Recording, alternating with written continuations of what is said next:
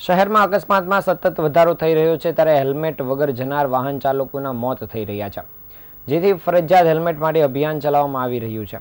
15મી ફેબ્રુઆરીથી ફરજિયાત હેલ્મેટ કરવામાં આવી રહ્યું છે ત્યારે હવે સરકારી કચેરીઓમાં આવનાર હેલ્મેટ પહેરીને જ આવે તે માટે પોલીસ દ્વારા અભિયાન હાથ ધરવામાં આવ્યું છે, જેમાં હેલ્મેટ વગર આવનારને દંડ ફટકારવામાં આવી રહ્યો છે।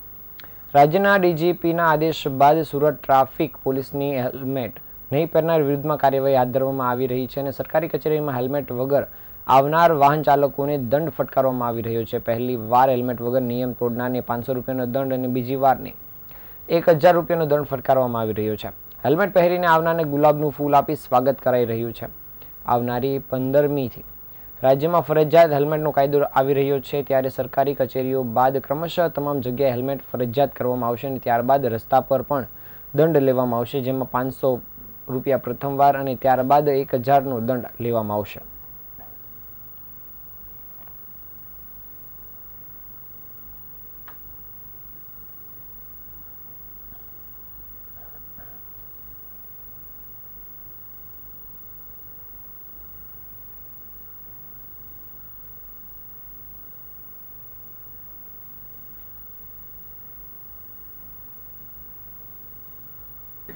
ગુજરાત રાજ્યના ડીજીપી શ્રી વિકાસ સહાય સાહેબનાઓએ ખાસ પરિપત્ર કરી સૂચના કરેલી કે જેટલી પણ સરકારી કચેરી છે ત્યાં જેટલા પણ કામ કરતા કર્મચારી કે અધિકારી હોય તે પોતાનું જ્યારે પણ બાઇક લઈને આવતા અથવા જતા હોય ત્યારે હેલ્મેટ અવશ્ય પહેરે। એટલા માટે અવશ્ય પહેરે કે એ લોકોનું પ્રતિનિધિત્વ કરતા હોય છે અને એ લોકો માટે રોલ મોડેલ હોય છે। જો એ લોકો હેલ્મેટ પહેરશે તો તમામ પ્રજા પણ હેલ્મેટ પહેરશે, જેના અનુસંધાને અમે હેલ્મેટ ડ્રાઈવ રાખેલી અને જે લોકો હેલ્મેટ પહેરીને આવે છે તે લોકોને અમે પ્રોત્સાહિત કરીએ છીએ, પુષ્પગુચ્છ અર્પિત કરીએ છીએ અને જે લોકો હેલ્મેટ નથી પહેરીને આવતા એ લોકોને અમે ઈ મેમો આપી, ચલણ આપી અને એના ઉપર દંડ વસૂલ કરીએ છીએ।